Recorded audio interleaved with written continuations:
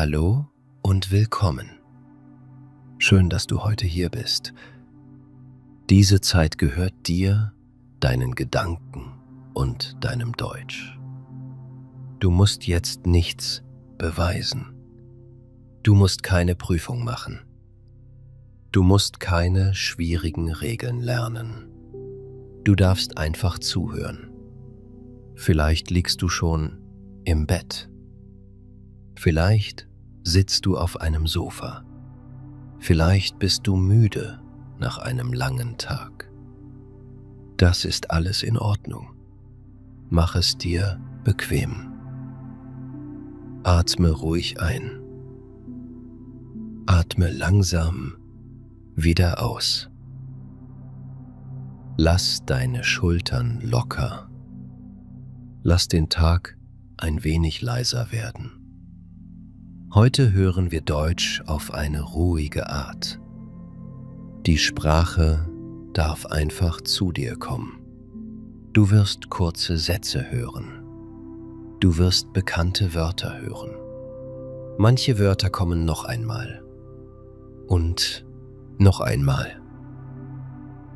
Das ist kein Fehler. Wiederholung hilft dir. Ein Wort wird erst fremd. Dann wird es bekannt. Später wird es ein Teil von dir. Du musst nicht jedes Wort sofort verstehen.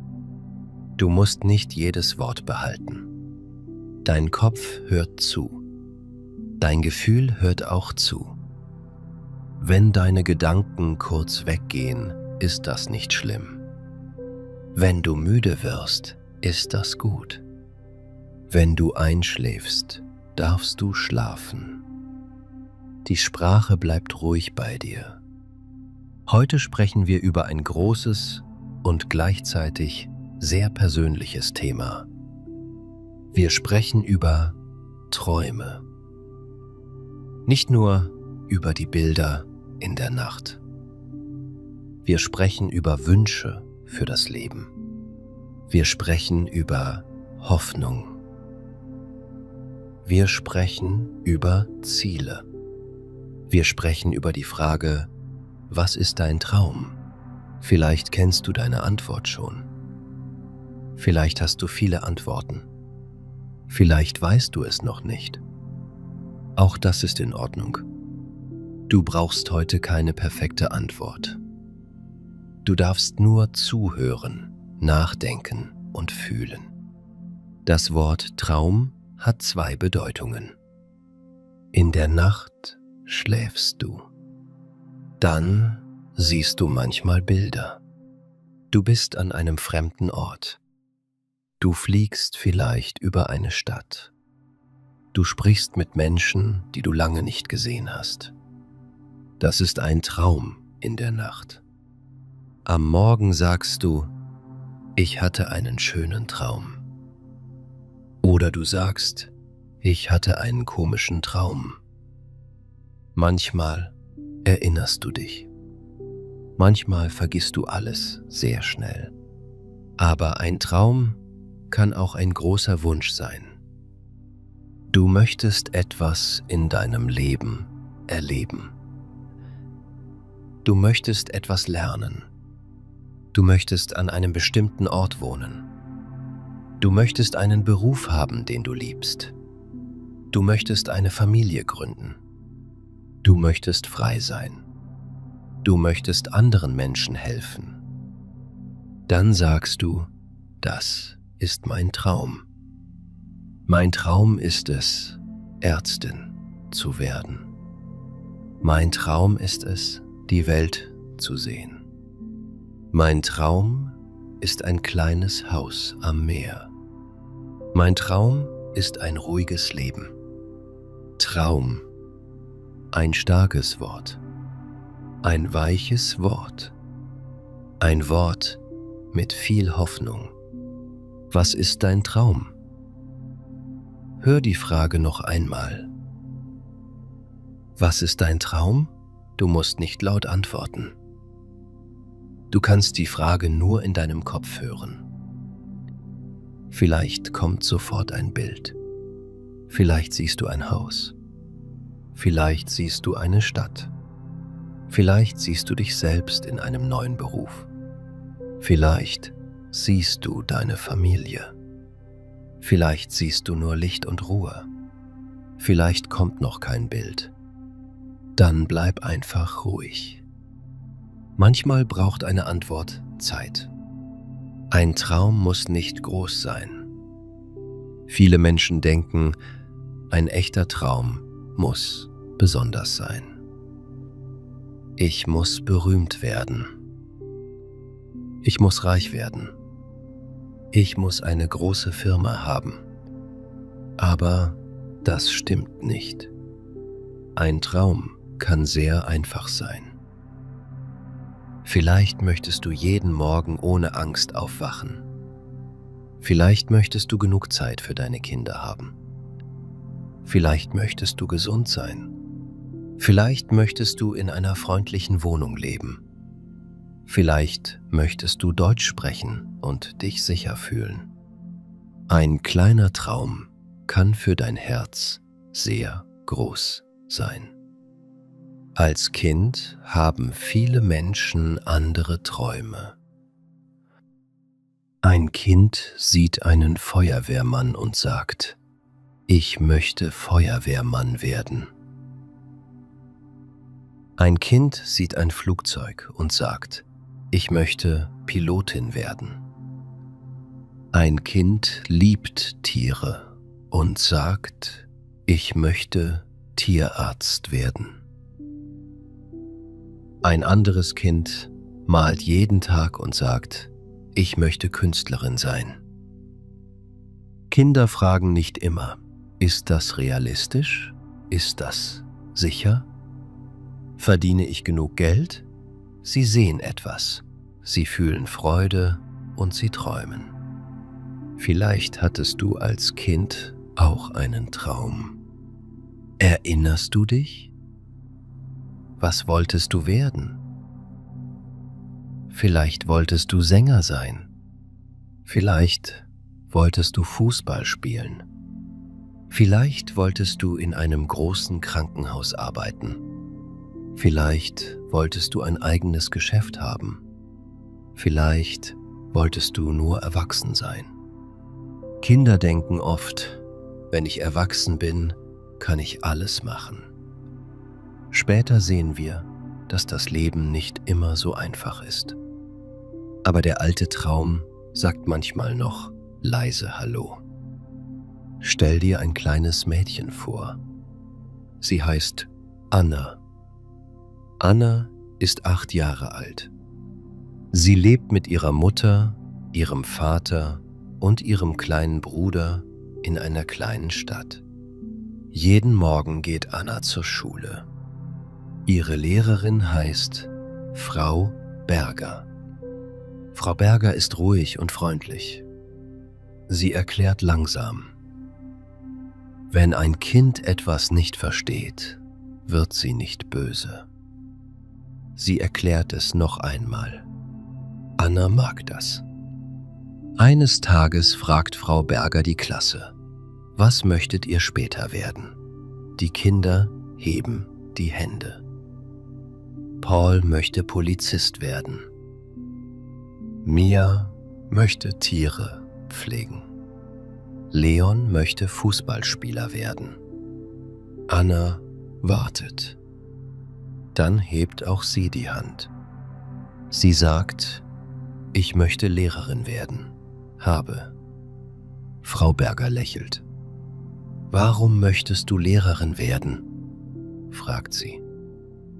Anna sagt, weil ich Kindern helfen möchte. Ich möchte, dass sie keine Angst vor der Schule haben.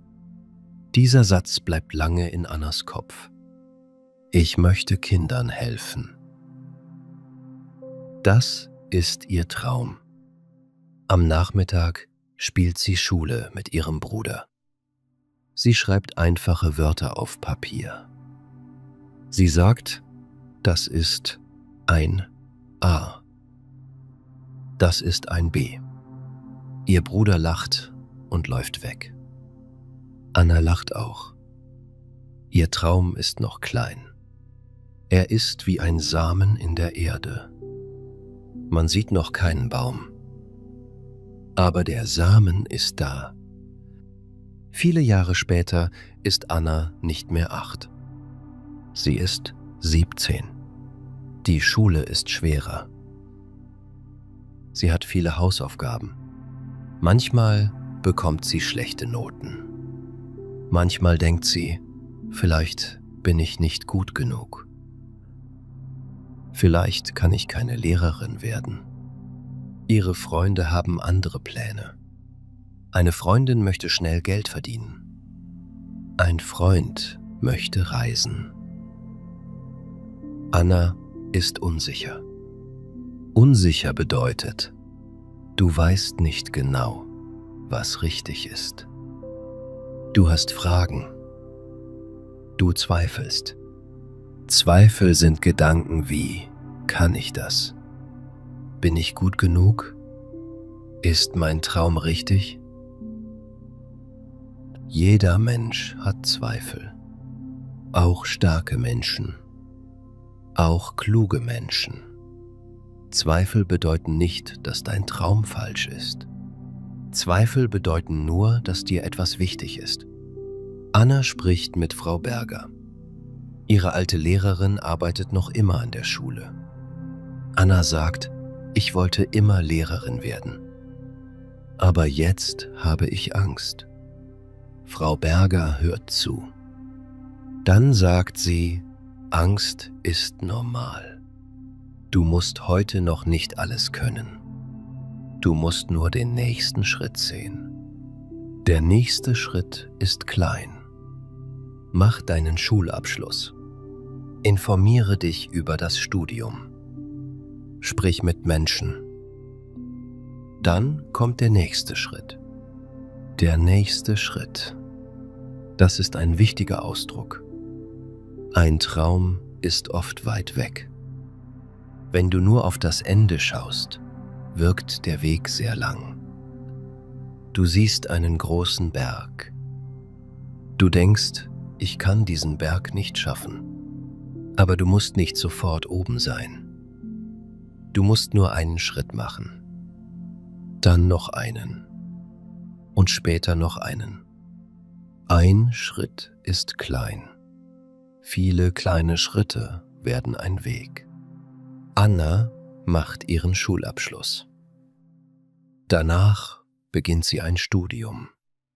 Das Studium ist nicht leicht. Sie muss viel lesen. Sie muss lernen.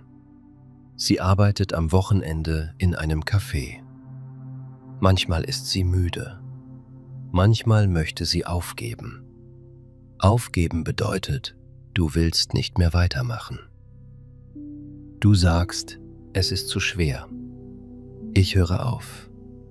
Jeder Mensch kennt diesen Moment.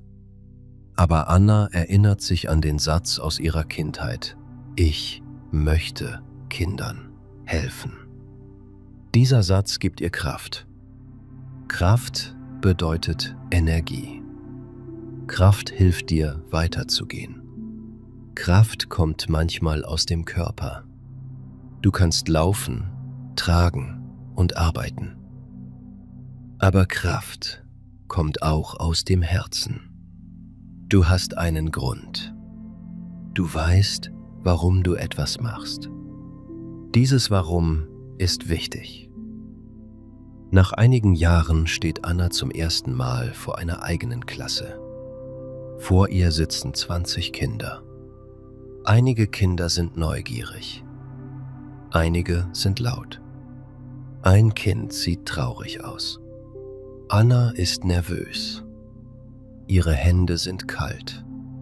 Ihr Herz schlägt schnell. Dann atmet sie ein. Sie lächelt und sagt, Guten Morgen. Ich heiße Frau Neumann. Schön, dass ihr da seid. In diesem Moment denkt Anna an ihren Traum. Er sieht jetzt anders aus als früher. Als Kind hat sie mit Papier und Stiften gespielt. Jetzt ist sie wirklich Lehrerin. Aber der wichtigste Teil ist gleich geblieben. Sie möchte Kindern helfen. Ihr Traum war nicht nur ein Beruf. Ihr Traum war ein Gefühl. Sie wollte Sicherheit geben. Sie wollte freundlich sein. Sie wollte etwas Gutes tun. Manchmal denken wir, ein Traum ist nur ein Bild. Ein Haus. Ein Beruf. Eine Reise. Aber hinter dem Bild steht oft ein Gefühl. Du möchtest ein Haus. Warum? Vielleicht möchtest du Sicherheit. Du möchtest reisen. Warum? Vielleicht möchtest du Freiheit. Du möchtest viel Geld verdienen. Warum? Vielleicht möchtest du deiner Familie helfen. Du möchtest gut Deutsch sprechen. Warum? Vielleicht möchtest du dazugehören und selbstständig sein. Frag dich ruhig, welches Gefühl steht hinter meinem Traum? Sicherheit, Freiheit, Liebe, Ruhe, Stolz, Freude. Vielleicht möchtest du gesehen werden. Vielleicht möchtest du unabhängig sein. Unabhängig bedeutet, du kannst eigene Entscheidungen treffen. Du musst nicht immer auf andere warten. Du kannst deinen Weg selbst wählen. Es gibt viele Arten von Träumen. Manche Menschen träumen von einem Beruf. Sie möchten Koch werden, Ärztin, Fahrer, Designerin, Lehrer, Mechanikerin oder Musiker. Ein Berufstraum sagt, diese Arbeit möchte ich machen. So möchte ich einen Teil meines Lebens verbringen. Aber auch hier ist die Frage wichtig: Was magst du an diesem Beruf? Magst du Menschen?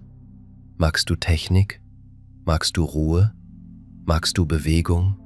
Magst du kreative Aufgaben? Andere Menschen träumen von einer Reise. Sie möchten Paris sehen. Sie möchten durch Japan fahren. Sie möchten in den Bergen wandern. Sie möchten das Meer sehen. Reise. Das bedeutet, du verlässt für eine Zeit deinen normalen Ort. Du siehst neue Straßen. Du hörst neue Sprachen. Du probierst neues Essen. Du lernst andere Menschen kennen.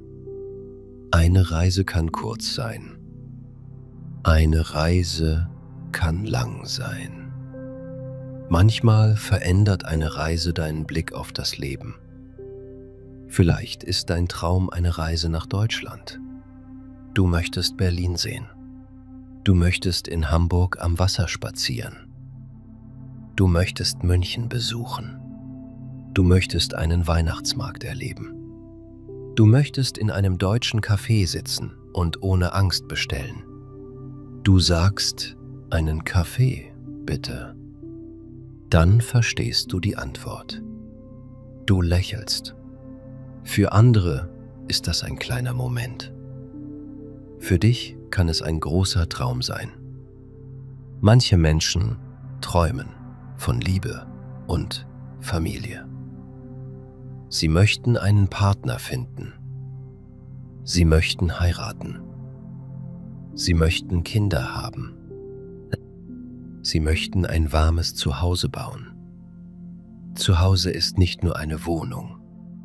Zuhause ist ein Ort, an dem du dich sicher fühlst. Du kannst ruhig atmen. Du musst keine Rolle spielen. Du darfst du selbst sein. Andere Menschen möchten keine große Familie. Ihr Traum ist ein freies, ruhiges Leben. Vielleicht möchten sie allein wohnen. Vielleicht möchten sie viel Zeit für Freunde haben. Vielleicht möchten sie mit einem Hund leben. Auch das ist ein guter Traum. Es gibt nicht nur einen richtigen Weg. Dein Leben muss nicht wie das Leben anderer Menschen aussehen. Viele Menschen träumen von Geld. Geld ist wichtig. Wir brauchen Geld für Essen, Wohnen, Kleidung, Gesundheit und viele andere Dinge. Aber es ist nicht falsch, genug Geld haben zu wollen. Vielleicht möchtest du keine Angst vor Rechnungen haben. Vielleicht möchtest du deinen Eltern helfen. Vielleicht möchtest du deinen Kindern gute Möglichkeiten geben. Vielleicht möchtest du frei entscheiden können. Aber die Frage ist wieder, was bedeutet Geld für dich? Sicherheit, Freiheit, Ruhe, Erfolg? Wenn du das weißt, verstehst du deinen Traum besser. Vielleicht brauchst du nicht unendlich viel Geld. Vielleicht brauchst du einen guten Plan, eine stabile Arbeit und klare Entscheidungen. Ein Traum wird klarer, wenn du seine Bedeutung verstehst. Es gibt auch Träume, die niemand sehen kann. Vielleicht möchtest du mutiger werden. Mut bedeutet, du hast Angst, aber du gehst trotzdem weiter. Vielleicht möchtest du lernen, Nein zu sagen. Vielleicht möchtest du dich selbst mehr mögen. Vielleicht möchtest du nicht mehr jeden Tag traurig sein. Vielleicht möchtest du ruhig schlafen. Diese Träume sind unsichtbar, aber sie sind sehr wichtig. Ein innerer Traum verändert nicht sofort deine Wohnung oder deinen Beruf. Er verändert deine Beziehung zu dir selbst. Du sprichst freundlicher mit dir. Du machst weniger Druck. Du akzeptierst Fehler. Akzeptieren bedeutet, du siehst etwas, wie es ist. Du musst nicht alles gut finden, aber du kämpfst nicht jede Minute gegen dich selbst. Vielleicht ist dein Traum heute noch nicht klar. Viele Menschen hören die Frage, was ist dein Traum? Und fühlen Stress. Sie denken, ich muss eine besondere Antwort haben. Alle anderen haben einen Plan. Nur ich weiß nichts. Aber oft stimmt das nicht. Viele Menschen wirken sicher. In ihrem Inneren sind sie auch unsicher. Sie probieren etwas. Sie ändern ihre Meinung. Sie beginnen neu. Du darfst sagen, ich weiß es noch nicht. Dieser Satz ist ehrlich. Ich weiß es noch nicht. Das Wort noch ist wichtig. Es bedeutet, jetzt weiß ich es nicht, aber später kann es anders sein. Felles. Ich suche. Ich beobachte. Ich lerne mich kennen. Das ist auch ein Weg. Du kannst deinen Traum nicht immer durch Denken finden. Manchmal musst du etwas ausprobieren. Probiere einen Kurs. Hilf bei einem Projekt. Reise an einen neuen Ort. Sprich mit einem Menschen aus einem anderen Beruf. Lies ein Buch. Lerne ein neues Hobby. Dein Körper und dein Gefühl geben dir Informationen. Du merkst, das macht mich lebendig. Oder du merkst, das passt nicht zu mir. Lebendig bedeutet hier nicht nur, du bist nicht tot. Lebendig bedeutet, du fühlst Energie. Du bist neugierig. Du vergisst für einen Moment die Zeit. Du möchtest mehr wissen. Achte auf solche Momente. Sie zeigen dir vielleicht eine Richtung. Stell dir jetzt einen jungen Mann vor. Er heißt Karim. Karim arbeitet in einem Büro. Jeden Morgen fährt er mit dem Bus zur Arbeit. Er sitzt 8 Stunden vor einem Computer. Seine Kollegen sind nett. Die Arbeit ist sicher. Er bekommt jeden Monat sein Geld. Viele Menschen sagen, du hast Glück. Du hast eine gute Stelle. Aber Karim fühlt sich oft leer. Leer bedeutet, etwas fehlt. Von außen ist alles in Ordnung, aber innen fehlt Freude. Karim wartet jeden Tag auf den Feierabend. Am Montag denkt er an Freitag. Am Sonntagabend wird er traurig, weil die neue Woche beginnt. Er fragt sich, ist das wirklich mein Leben? Möchte ich das noch viele Jahre machen? Karim backt gern. Schon als Kind hat er mit seiner Großmutter Brot gebacken. Er erinnert sich an den warmen Geruch in der Küche. Er erinnert sich an Mehl auf dem Tisch. Er erinnert sich an ihre Hände. Seine Großmutter sagte immer, gutes Brot braucht Zeit. Du kannst den Teig nicht zwingen. Du musst warten. Am Wochenende backt Karim zu Hause. Er macht Brot, kleine Kuchen und süßes Gebäck. Seine Freunde kommen gern zu Besuch. Sie sagen, das schmeckt besser als im Laden. Du solltest eine Bäckerei haben. Karim lacht. Eine eigene Bäckerei? Das klingt schön. Aber es klingt auch gefährlich. Eine Bäckerei kostet Geld. Man muss sehr früh aufstehen. Man braucht Erfahrung. Was passiert, wenn niemand kommt? Karim hat einen Traum, aber er hat auch Angst.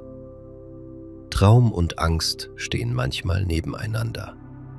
Der Traum sagt, geh. Die Angst sagt, bleib. Der Traum zeigt Möglichkeiten. Die Angst zeigt Probleme. Beide Stimmen wollen gehört werden. Du musst die Angst nicht wegmachen. Du kannst sie fragen, was möchtest du mir sagen? Karims Angst sagt, du brauchst Sicherheit. Du brauchst Wissen. Du brauchst einen Plan. Das sind gute Informationen.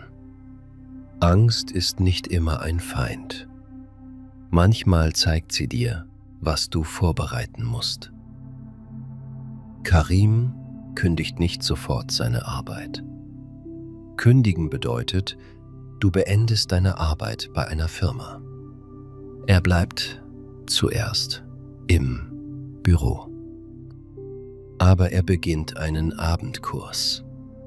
2-mal pro Woche lernt Karim in einer Backschule. Er kommt müde aus dem Büro. Dann fährt er weiter zum Kurs. Dort lernt er über Teig, Temperatur, Hygiene und Kosten. Nacht. Er macht Fehler. Ein Brot ist zu hart. Ein Kuchen fällt zusammen. Einmal vergisst er Salz.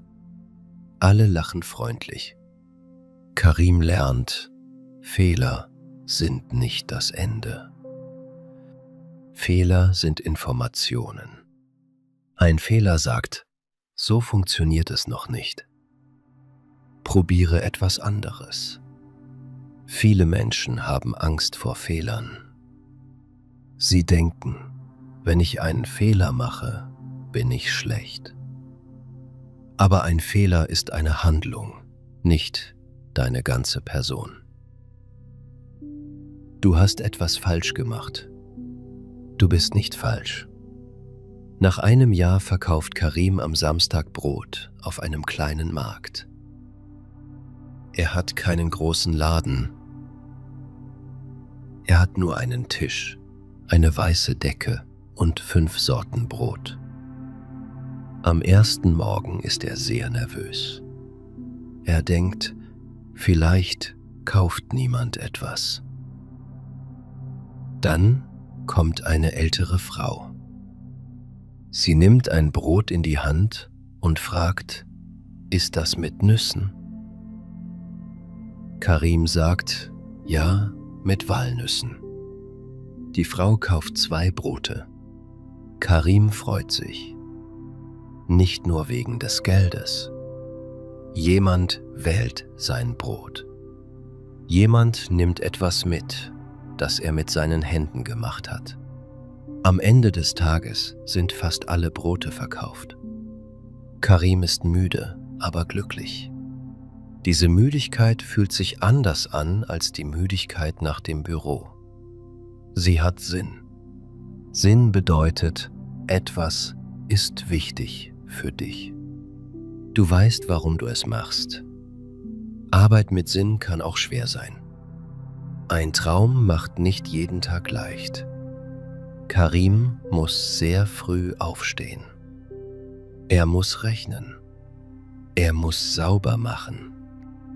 Er muss freundlich bleiben, auch wenn er müde ist.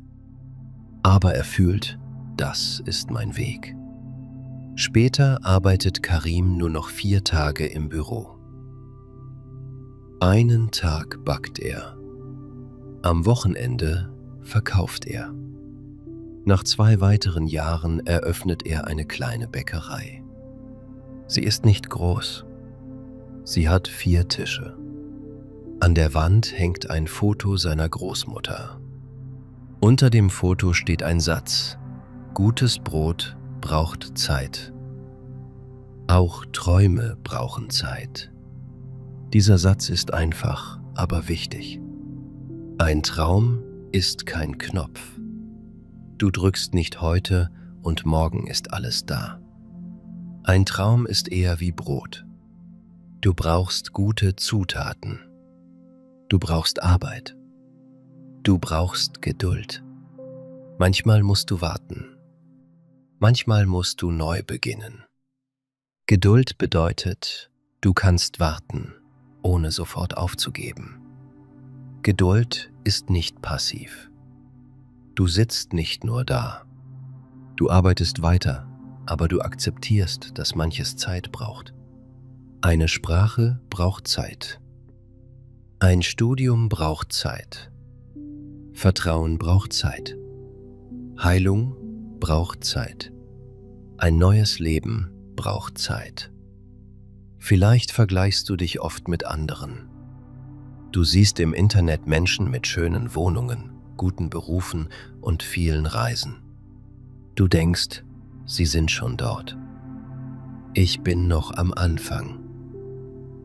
Vergleichen bedeutet, du schaust auf 2 Dinge und suchst Unterschiede. Vergleiche können helfen, aber sie können auch wehtun. Du siehst oft nur das Ergebnis der anderen. Du siehst nicht ihre Angst. Du siehst nicht ihre Fehler. Du siehst nicht die langen Abende. Du siehst nicht die Hilfe, die sie bekommen haben. Du siehst ein Foto. Ein Foto ist nur ein Moment. Ein Leben ist viel größer. Dein Weg hat ein eigenes Tempo. Tempo bedeutet Geschwindigkeit. Manche Menschen gehen schnell. Manche gehen langsam. Manchmal gehst du schnell, dann brauchst du eine Pause. Eine Pause ist kein Ende. Eine Pause ist ein Teil des Weges. Stell dir 2 Pflanzen vor. Eine Pflanze wächst schnell. Die andere wächst langsam. Du kannst nicht jeden Tag an der 2. Pflanze ziehen und sagen, wachse schneller. Dann geht sie kaputt. Du gibst ihr Wasser, Air. Du gibst ihr Licht. Du gibst ihr Zeit. Mit dir ist es ähnlich. Druck hilft nicht immer. Gute Bedingungen helfen. Was brauchst du für deinen Traum? Vielleicht brauchst du Wissen. Dann kannst du lernen. Vielleicht brauchst du Geld. Dann kannst du sparen. Sparen bedeutet, du gibst nicht alles Geld sofort aus. Du legst etwas für später zur Seite. Vielleicht brauchst du Kontakte. Dann kannst du mit Menschen sprechen. Vielleicht brauchst du Mut. Dann kannst du mit einem kleinen Schritt beginnen. Ein kleiner Schritt kann sehr klein sein. Du möchtest ein Buch schreiben. Der kleine Schritt ist nicht: schreibe heute das ganze Buch. Der kleine Schritt ist: schreibe 10 Minuten. Du möchtest einen neuen Beruf. Der kleine Schritt ist: lies heute eine Information. Du möchtest reisen. Der kleine Schritt ist: suche den Preis für einen Flug. Du möchtest Deutsch lernen. Der kleine Schritt ist: höre heute 15 Minuten Deutsch. Kleine Schritte wirken manchmal unwichtig, aber sie verändern etwas. Sie zeigen deinem Kopf: ich bewege mich. Ich bin nicht nur in einem Traum. Ich bin auf einem Weg. Bewegung bringt oft neue Energie. Vielleicht kennst du diesen Satz: eines Tages mache ich das. Eines Tages lerne ich Spanisch. Eines Tages reise ich nach Italien. Eines Tages suche ich eine bessere Arbeit. Eines Tages. Das klingt schön, aber es hat kein Datum. Eines Tages kann sehr weit weg sein. Ein Plan braucht eine Zeit. Du kannst sagen: am Samstag suche ich 3 Kurse. Im nächsten Monat spare ich 100 Euro. Jeden Dienstag übe ich 1 Stunde. Im September schicke ich meine Bewerbung. Dann wird aus einem Wunsch ein Plan. Ein Wunsch sagt: ich möchte etwas. Ein Ziel sagt: ich möchte etwas Bestimmtes erreichen. Ein Plan sagt: so gehe ich vor. Traum, Wunsch, Ziel, Plan. Diese Wörter gehören zusammen, aber sie sind nicht gleich. Der Traum gibt dir ein Bild. Der Wunsch gibt dir ein Gefühl. Das Ziel gibt dir eine Richtung. Der Plan gibt dir Schritte. Und die Gewohnheit hilft dir jeden Tag. Gewohnheit bedeutet, du machst etwas regelmäßig. Du musst nicht jedes Mal lange entscheiden. Es wird ein Teil deines Alltags. Zum Beispiel: dein Traum ist, gut Deutsch zu sprechen. Dein Wunsch ist, frei mit Menschen zu reden. Dein Ziel ist vielleicht: in einem Jahr kann ich ein Gespräch beim Arzt allein führen. Dein Plan ist: ich lerne jeden Tag 20 Minuten. Deine Gewohnheit ist: nach dem Frühstück höre ich einen deutschen Text. Du brauchst nicht immer Motivation. Motivation ist das Gefühl: ich möchte jetzt etwas machen. Dieses Gefühl ist schön, aber es kommt und geht. An einem Tag bist du motiviert. Am nächsten Tag bist du müde. Eine kleine Gewohnheit trägt dich auch an einem müden Tag. Vielleicht sagst du: heute mache ich nur 5 Minuten. 5 Minuten sind besser als nichts. Du öffnest dein Buch. Du liest einen Absatz. Du hörst einen kurzen Dialog. Oft machst du dann noch ein wenig weiter. Aber auch wenn nicht, hast du deinen Weg nicht verlassen. Es gibt große Träume und kleine Träume. Ein großer Traum kann viele Jahre dauern. Ein kleiner Traum kann heute beginnen. Vielleicht ist dein Traum für diese Woche: Ich rufe einen alten Freund an. Ich koche ein neues Gericht. Ich gehe einmal ohne Handy spazieren. Ich schlafe früher. Kleine Träume geben dem Alltag Farbe. Manche Menschen warten auf ein großes Ziel und vergessen den heutigen Tag. Sie sagen: Wenn ich die neue Arbeit habe, bin ich glücklich. Wenn ich genug Geld habe, bin ich ruhig. Wenn ich umziehe, beginnt mein Leben. Aber dein Leben beginnt nicht später. Es ist jetzt schon da. Du darfst für morgen träumen und heute leben. Beides ist möglich. Du kannst auf ein Ziel hinarbeiten und trotzdem den Kaffee am Morgen genießen. Du kannst sparen und trotzdem mit einem Freund lachen. Du kannst lernen und trotzdem schlafen. Ein Traum soll dein Leben öffnen, nicht jeden Tag schwer machen. Vielleicht ist dein Traum ein eigenes Haus. Stell dir dieses Haus vor. Ist es groß oder klein? Liegt es in einer Stadt oder auf dem Land? Gibt es einen Balkon? Gibt es einen Garten? Welche Farbe haben die Wände? Wer lebt dort mit dir? Was hörst du am Morgen? Du öffnest vielleicht ein Fenster. Draußen stehen Bäume.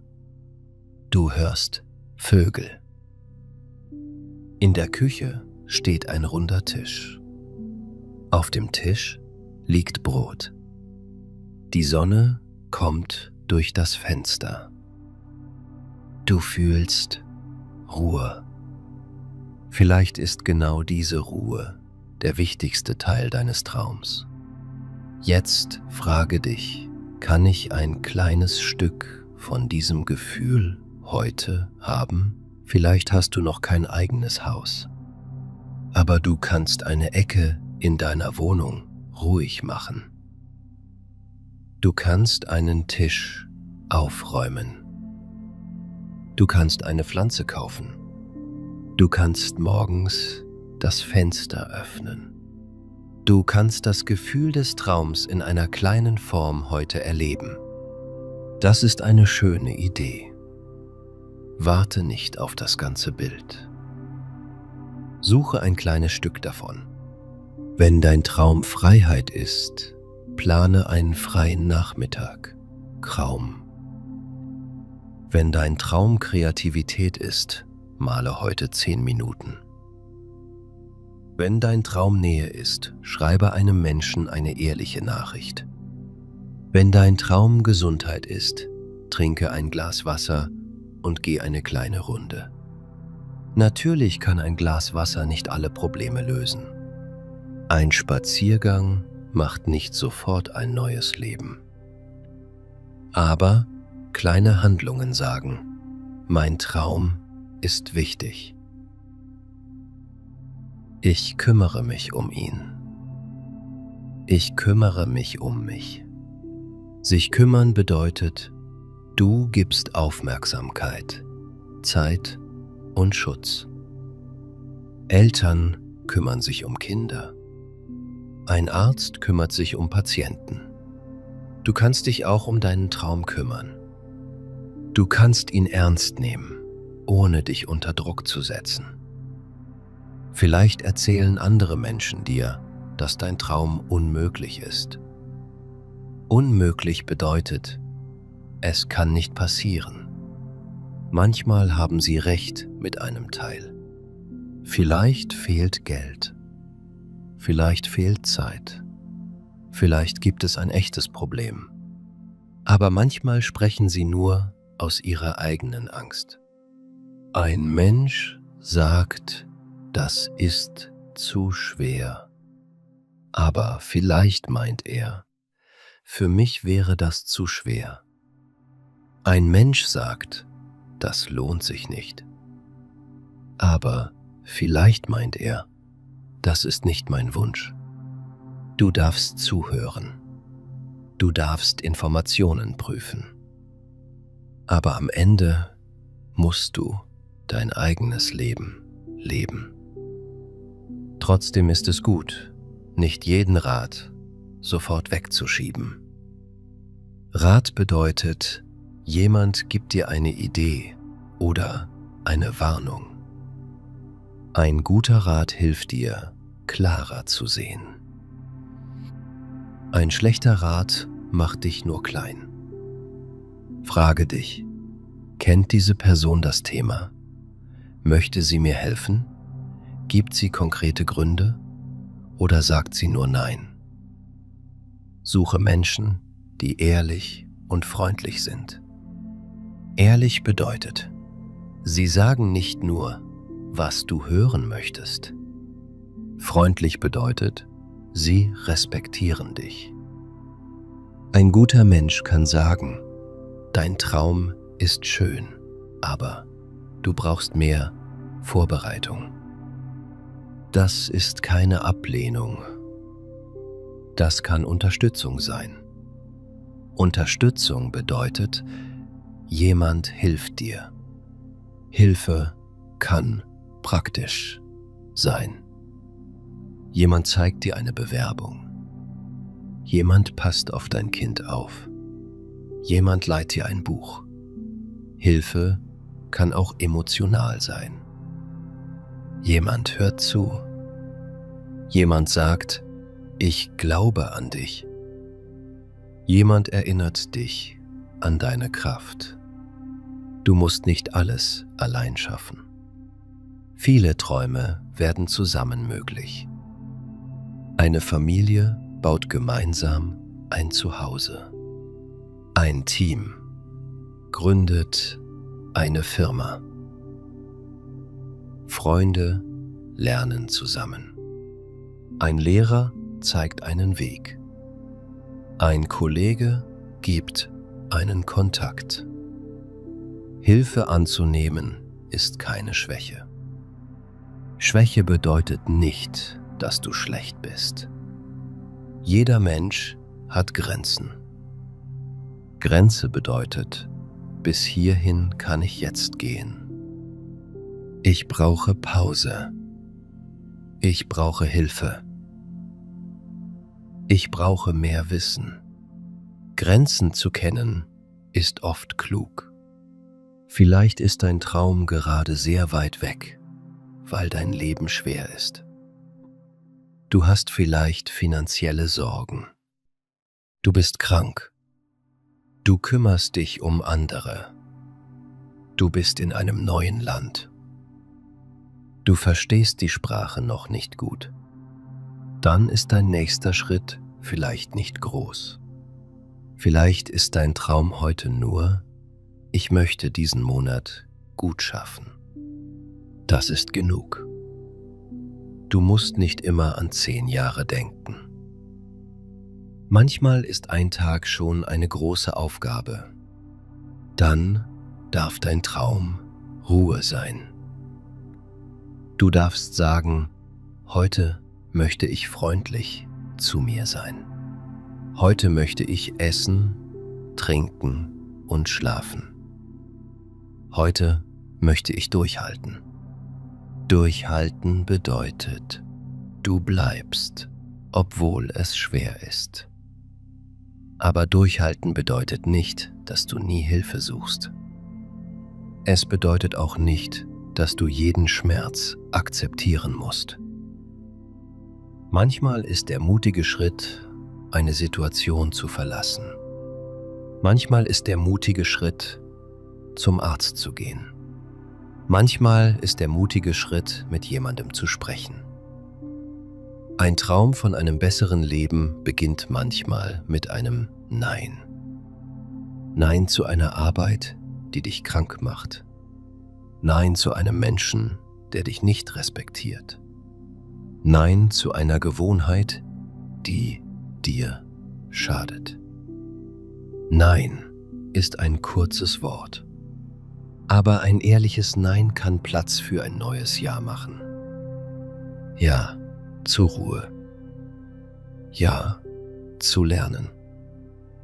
Ja zu einer Chance. Zu einem neuen Anfang. Anfang bedeutet, etwas startet. Jeder Anfang ist klein. Eine Tür öffnet sich. Du weißt noch nicht genau, was dahinter ist. Du gehst langsam hinein. Viele Menschen haben Angst vor einem neuen Anfang. Das Alte ist vielleicht nicht gut, aber es ist bekannt. Das Neue ist unbekannt. Unbekannt bedeutet, du kennst es noch nicht. Dein Kopf mag oft bekannte Dinge, auch bekannte Probleme. Ein neuer Weg braucht Mut. Mut ist nicht die Abwesenheit von Angst. Das bedeutet, Mut heißt nicht, dass du keine Angst fühlst. Mut heißt, du fühlst Angst und machst trotzdem einen kleinen, klugen Schritt. Du kannst langsam sein und mutig. Du kannst leise sein und mutig. Du kannst Hilfe brauchen und mutig sein. Vielleicht denkst du an eine Entscheidung. Soll ich studieren? Soll ich umziehen? Soll ich eine neue Arbeit suchen? Soll ich eine Beziehung beenden? Große Entscheidungen brauchen Zeit. Griff. Du kannst Informationen sammeln. Du kannst Vor- und Nachteile aufschreiben. Vorteil bedeutet, etwas ist gut oder hilfreich. Nachteil bedeutet, etwas ist schwierig oder schlecht. Du kannst 2 Listen machen. Auf der ersten Liste stehen die Vorteile. Auf der zweiten stehen die Nachteile. Dann siehst du klarer. Aber nicht jede Entscheidung ist nur Mathematik. Dein Gefühl gehört auch dazu. Wie fühlt sich dein Körper an, wenn du an den Weg denkst? Eng, ruhig, schwer, leicht? Gefühle sind keine perfekten Antworten, aber sie geben Hinweise. Manchmal gibt es keine Entscheidung ohne Verlust. Verlust bedeutet, etwas geht weg. Wenn du in eine neue Stadt ziehst, verlässt du vielleicht Freunde. Wenn du studierst, hast du weniger Freizeit. Wenn du eine Firma gründest, verlierst du vielleicht Sicherheit. Ein Traum kostet oft etwas: Zeit, Geld, Kraft oder Komfort. Darum ist die Frage nicht nur, was möchte ich gewinnen? Die Frage ist auch, was bin ich bereit zu geben? Bereit sein bedeutet, du akzeptierst eine Aufgabe oder einen Preis. Nicht jeder Preis ist gut. Du sollst dich nicht zerstören. Aber jeder Weg braucht Einsatz. Einsatz bedeutet, du gibst Zeit und Energie. Ein Musiker übt. Eine Studentin liest. You. Ein Sportler trainiert. Ein Mensch, der eine Sprache lernt, hört, spricht und wiederholt. Niemand sieht jede kleine Übung. Später sehen die Menschen das Ergebnis. Vielleicht träumst du davon, ein Instrument zu spielen. Du siehst dich am Klavier. Deine Hände bewegen sich leicht. Die Musik klingt schön. Aber am Anfang klingt es vielleicht langsam. Du spielst eine Note falsch. Dann noch einmal. Dein Traum klingt im Kopf schon wie ein Konzert. Deine Hände sind noch bei der ersten Übung. Das ist normal. Zwischen dem Bild und der Wirklichkeit liegt Übung. Übung bedeutet, du machst etwas oft, damit du besser wirst. Übung kann langweilig sein, aber sie baut Fähigkeit auf. Fähigkeit bedeutet, kannst etwas. Wenn du heute etwas noch nicht kannst, heißt das nicht, ich kann es nie. Es heißt nur, ich kann es noch nicht. Wieder ist das Wort noch wichtig. Ich spreche noch nicht fließend. Ich habe noch nicht genug Geld. Ich kenne den Weg noch nicht. Noch öffnet eine Tür. Sag leise in deinem Kopf, ich kann es noch nicht. Aber ich kann lernen. Ich bin noch nicht dort. Aber ich kann gehen. Ich habe noch keine Antwort. Aber ich kann suchen. Diese Sätze sind ruhig. Sie versprechen kein Wunder. Sie geben dir nur eine Möglichkeit. Vielleicht ist einer deiner Träume direkt mit der deutschen Sprache verbunden. Du möchtest in Deutschland leben. Du möchtest eine Ausbildung machen. Du möchtest an einer Universität studieren. Du möchtest mit Kollegen sprechen. Du möchtest einen Brief verstehen. Du möchtest beim Arzt erklären, was dir fehlt. Du möchtest nicht immer eine andere Person um Hilfe bitten. Am Anfang klingt Deutsch vielleicht schnell. Die Wörter kommen zusammen. Du erkennst ein Wort, dann sind schon 5 neue Wörter da. Du möchtest antworten, aber der Satz ist noch nicht fertig in deinem Kopf. Später fällt dir die richtige Antwort ein. Das kann frustrierend sein. Frustriert bedeutet, du möchtest etwas schaffen, aber es funktioniert noch nicht so, wie du willst. Doch auch eine Sprache wächst in kleinen Schritten. Zuerst verstehst du Guten Morgen. Dann verstehst du eine Frage im Supermarkt. Dann kannst du einen Termin machen. Dann erzählst du einem Kollegen von deinem Wochenende. Eines Tages merkst du, ich habe gerade 10 Minuten Deutsch gesprochen. Ich habe nicht jedes Wort perfekt gesagt, aber wir haben uns verstanden. Sich verstehen ist oft wichtiger als perfekt sein. Perfekt bedeutet ohne Fehler. Aber echte Gespräche sind nicht perfekt. Menschen machen Pausen. Menschen suchen Wörter. Menschen fragen, wie bitte? Kannst du das noch einmal sagen? Das ist normale Kommunikation. Dein Traum muss also nicht heißen, ich spreche immer perfekt. Vielleicht heißt er, ich habe keine Angst mehr vor Gesprächen. Ich kann fragen. Ich kann erklären. Ich kann lachen. Ich kann ich selbst sein, auch auf Deutsch. Stell dir diesen Moment vor. Du bist in einer Bäckerei. Vor dir steht eine Verkäuferin. Früher warst du sehr nervös. Heute sagst du ruhig, Guten Morgen.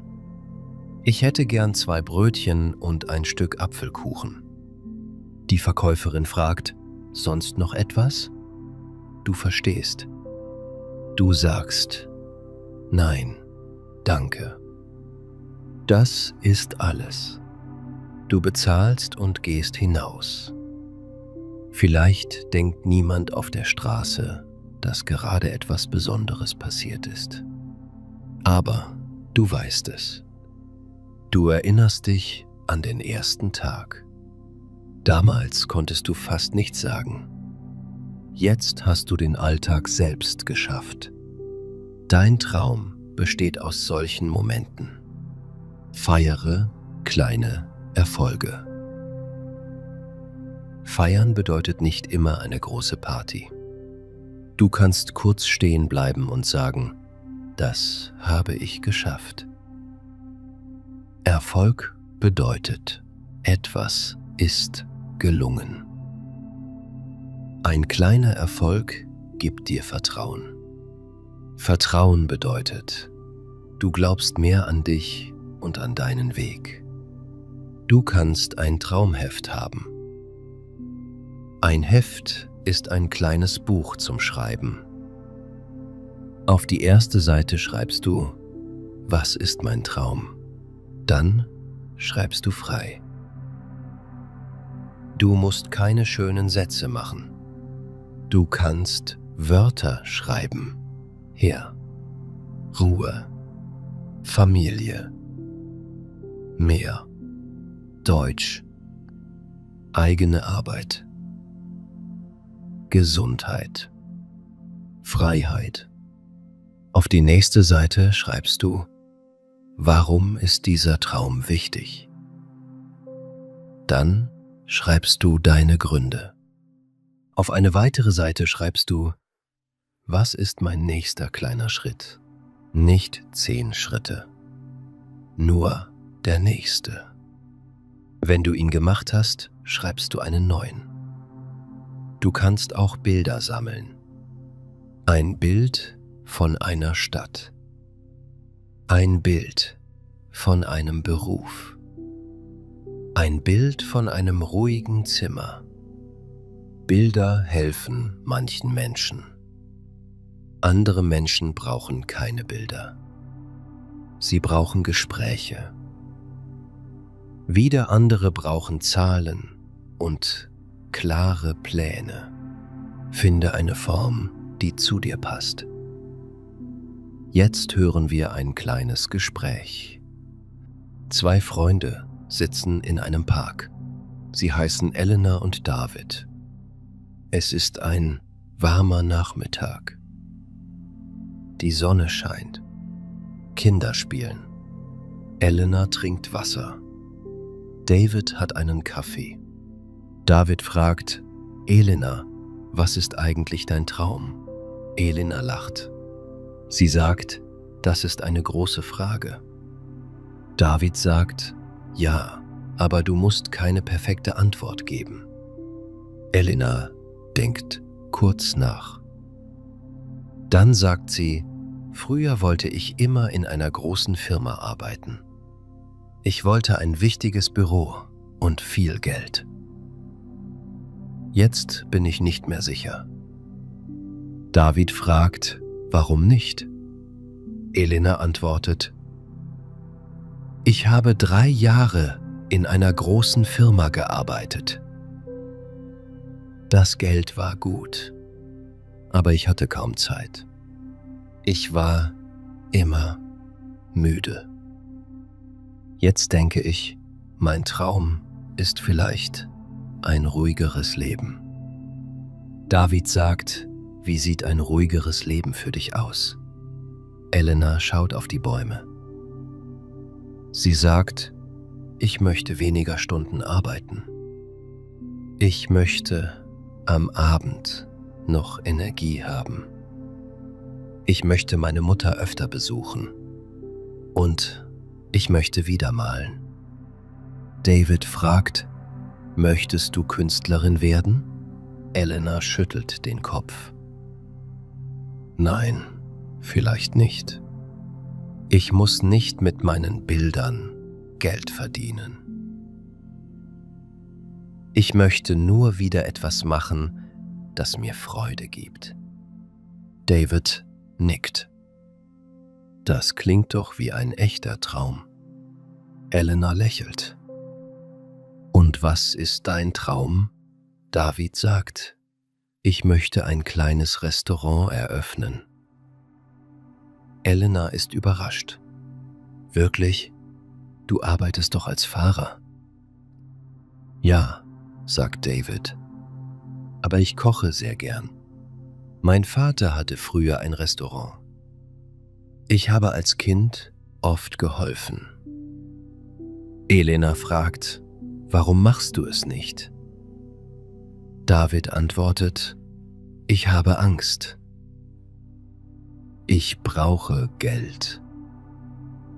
Und ich weiß nicht genug über ein Geschäft. Elena sagt, was wäre ein kleiner erster Schritt? David denkt nach. Vielleicht könnte ich zuerst einen Kurs besuchen. Oder einmal im Monat für Freunde kochen und fragen, was sie denken. Elena sagt, das klingt möglich. David lacht. Ja. Und dein erster Schritt? Elena schaut auf ihre Hände. Heute kaufe ich Farben. Meine alten Farben sind trocken. Beide lachen.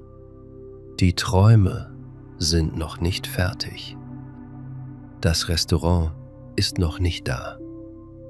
Elena hat noch kein neues Bild gemalt. Aber etwas hat begonnen. Sie haben ihre Träume laut ausgesprochen.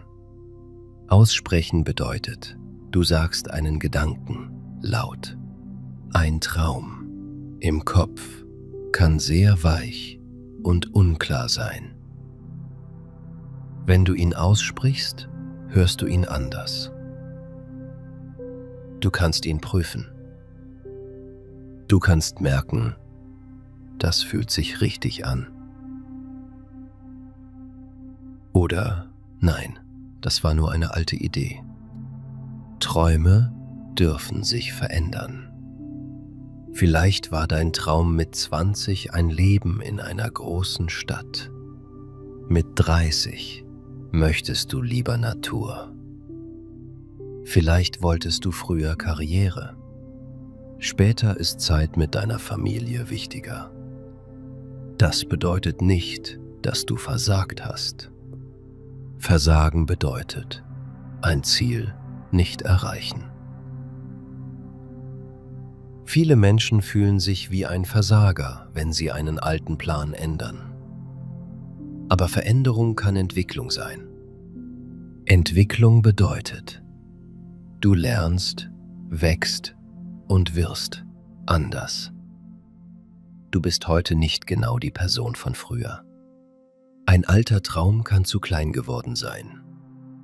Oder er passt nicht mehr. Du darfst ihn loslassen.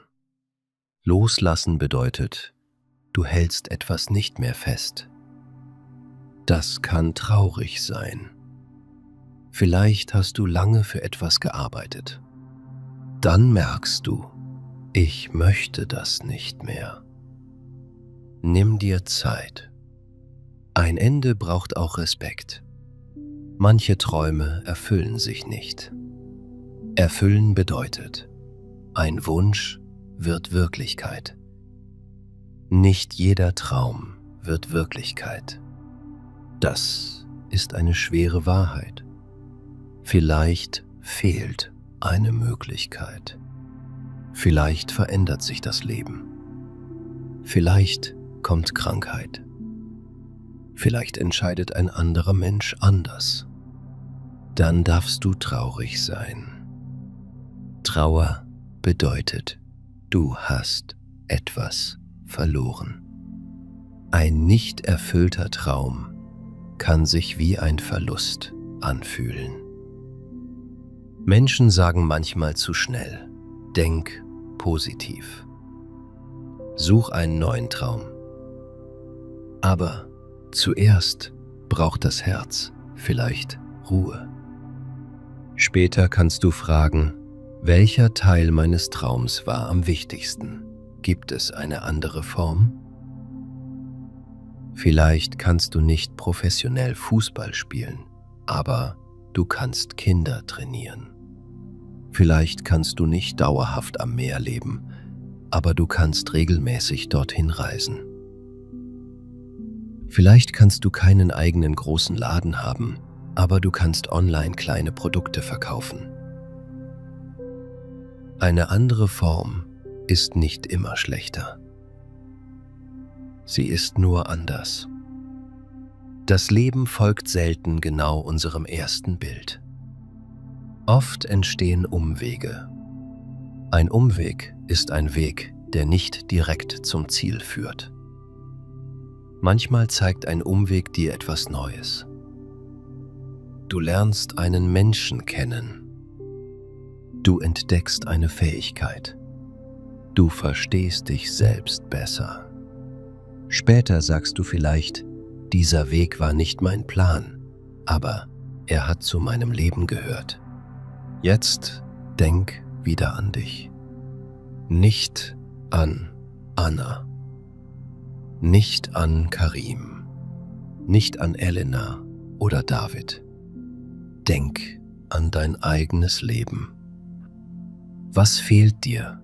Was gibt dir Energie? Was möchtest du öfter fühlen? Was möchtest du lernen?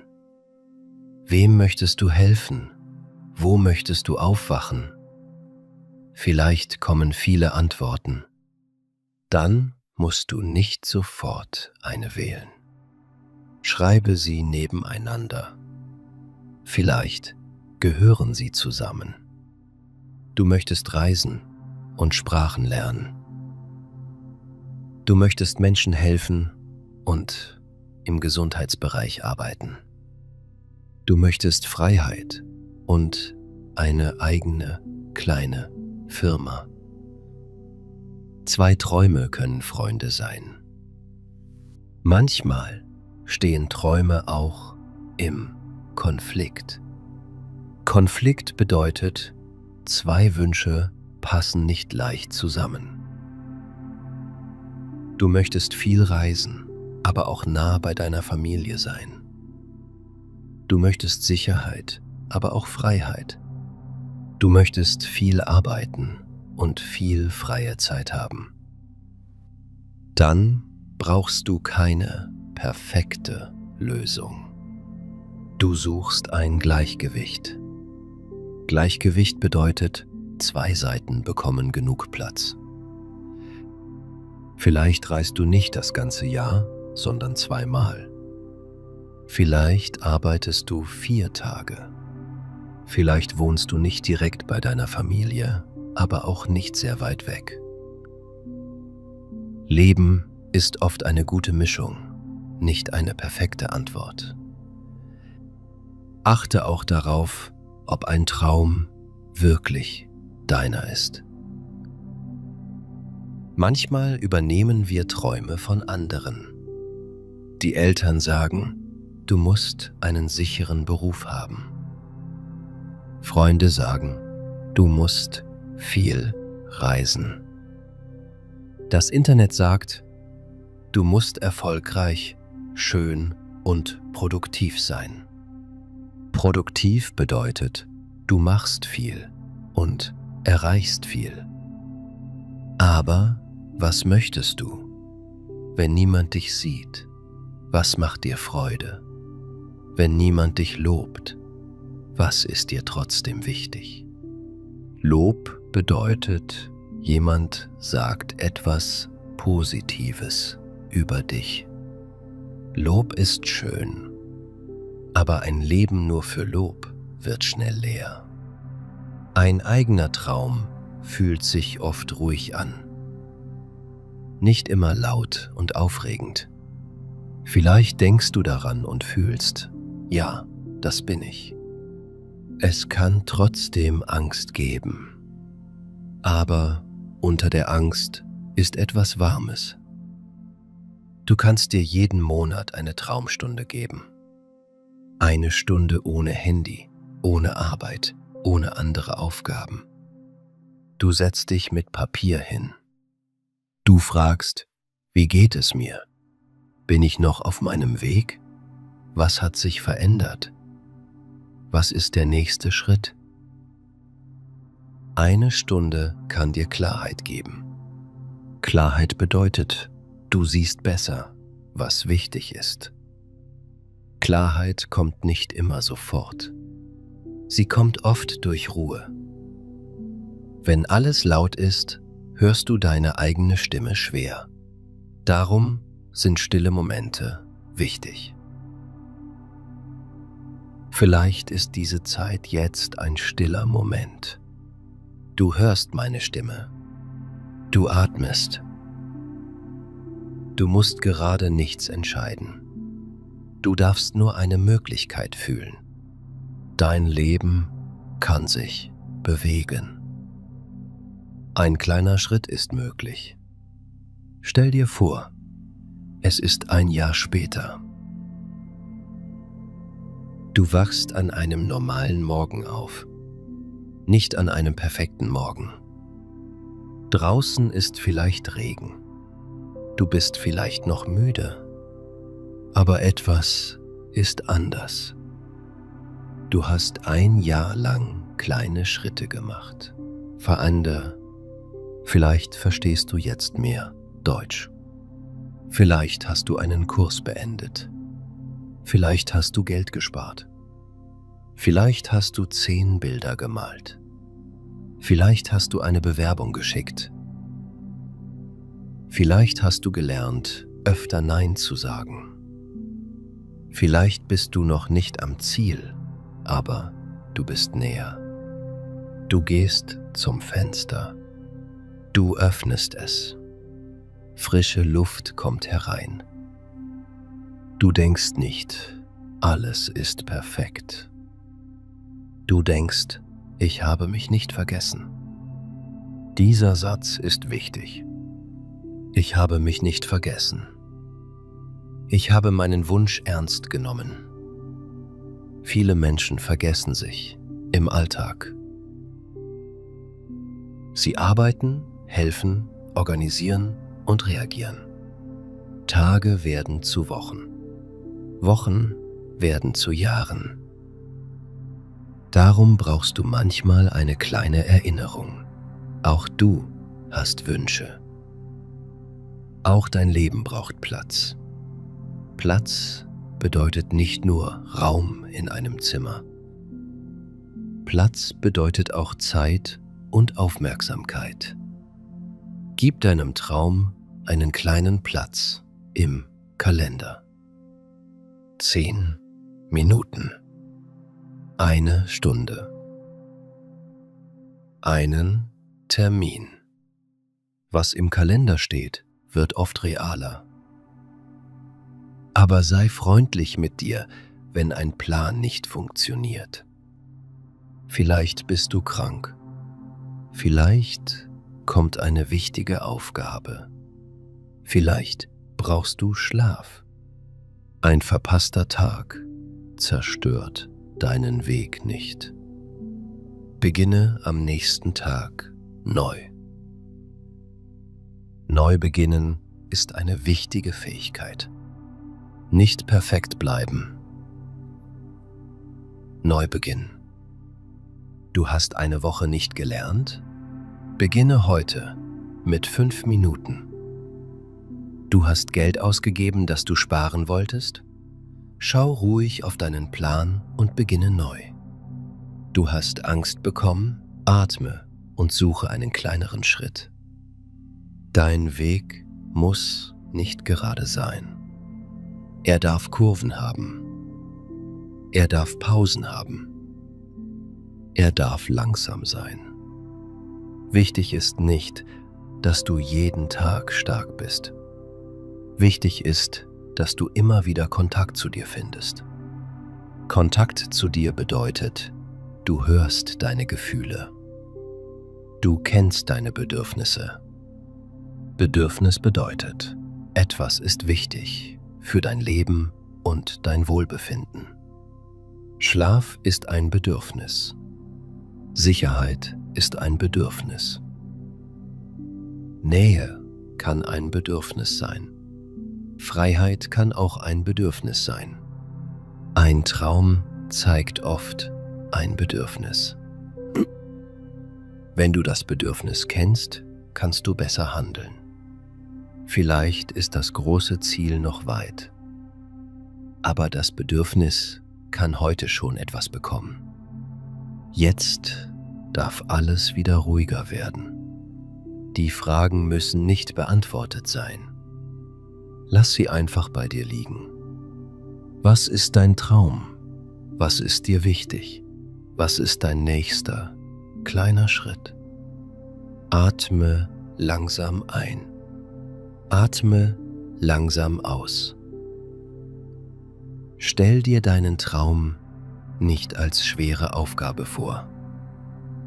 Stell ihn dir wie ein kleines Licht vor. Das Licht ist nicht laut. Es sagt nicht, du musst schneller sein. Es sagt nur, hier ist eine Richtung. Vielleicht gehst du morgen einen Schritt.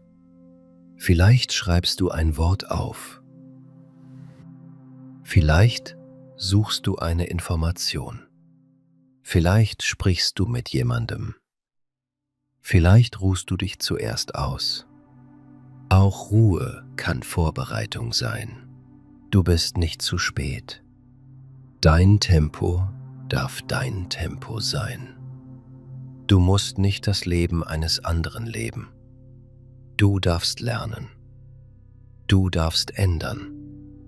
Du darfst neu beginnen. Du darfst einen großen Traum haben. Du darfst einen kleinen Traum haben. Du darfst noch suchen. Sag leise in deinem Kopf, mein Traum darf wachsen. Ich muss nicht alles heute schaffen. Ich gehe Schritt für Schritt.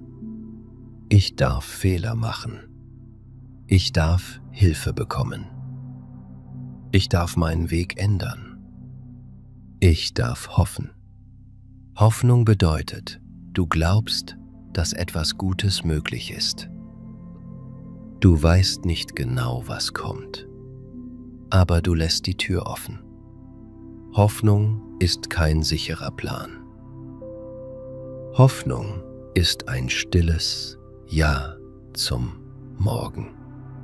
Vielleicht wird dein Traum genauso wahr, wie du ihn heute siehst. Vielleicht wird er anders. Vielleicht findest du unterwegs einen neuen Traum. Das Leben kann dich überraschen. Überraschung bedeutet, etwas kommt anders als erwartet. Manche Überraschungen sind schwer. Manche sind wunderschön. Für heute musst du nur wissen, deine Wünsche dürfen da sein. Sie müssen nicht laut sein. Sie müssen niemandem gefallen. Sie dürfen dir gehören. Die Sprache wird jetzt langsam stiller. Die Gedanken dürfen langsamer werden. Du hast heute viele Wörter gehört. Traum, Wunsch, Ziel, Plan, Schritt, Mut, Angst, Geduld, Hoffnung, Veränderung, Anfang. Diese Wörter dürfen in dir bleiben. Du musst sie nicht festhalten. Wenn du noch wach bist, stell dir einen ruhigen Weg vor. Der Weg liegt vor dir. Du siehst nicht das ganze Ende. Du siehst nur die nächsten Meter. Das reicht. Du setzt einen Fuß vor den anderen. Langsam, sicher, ruhig. Neben dem Weg wächst Gras. Die Luft ist mild. Vielleicht scheint die Sonne. Vielleicht ist der Himmel weich und grau. Du hörst deine Schritte. Du bist nicht in Eile. Du gehst in deinem Tempo. In deiner Hand hältst du kein schweres Gepäck. Du trägst nur eine kleine Karte. Auf der Karte steht ein Satz. Was ist dein Traum? Was ist dein Traum? Du musst die Karte heute nicht ausfüllen. Du kannst sie mitnehmen. Morgen sieht die Antwort vielleicht klarer aus. Oder nächste Woche. oder in einem Jahr. Das ist in Ordnung. Ein guter Traum braucht manchmal Zeit, bis du seine Sprache verstehst. Jetzt darfst du dich ausruhen. Dein Körper darf weich werden. Dein Gesicht darf ruhig sein. Deine Hände müssen nichts mehr tun. Du hast für heute genug gemacht. Vielleicht träumst du heute Nacht von einem Ort, den du liebst. Vielleicht träumst du von einer offenen Tür. Vielleicht träumst du von einem neuen Anfang. Vielleicht schläfst du einfach tief und ruhig. Was auch kommt, du darfst morgen wieder einen kleinen Schritt machen. Nicht den ganzen Weg. Nur einen Schritt. Dein Traum ist kein Befehl. Er ist eine Einladung. Eine Einladung bedeutet, du darfst kommen. Du wirst nicht gezwungen. Dein Traum lädt dich ein, dein Leben bewusster zu sehen. Hör noch einmal die Frage, ganz ruhig: Was ist dein Traum?